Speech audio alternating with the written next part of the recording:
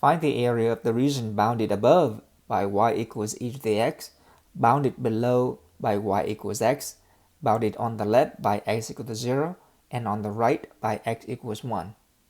And so this region is bounded below, above, left, and right. Usually, the x and the y axis are just help lines. They're there just to help us sketch the graph. They're not the boundary of the shaded region, unless stated otherwise. The curve y equals e to the x is the exponential function. Y equals x is the linear function. On the left is x equal to 0, and on the right is x equals 1.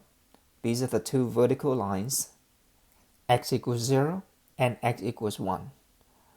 Ignoring the x and the y-axis, we see that these four curves form an enclosed region, and we're interested in the area of this shaded region. The area of the bounded region is the definite integral from a to b, the upper curve minus the lower curve, dx. The lower limit of integration is 0 and the upper limit of integration is 1. The upper curve is e to the x and the lower curve is x. The variable of integration is x, therefore dx. We use the fundamental theorem of calculus to evaluate the definite integral. The antiderivative of e to the x is e to the x. The antiderivative of x is 1/2 x squared. And we evaluate this antiderivative at x equal to 0 and x equals 1.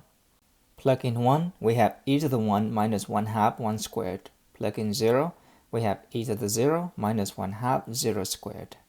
And this simplifying to e minus 3/2 as the exact area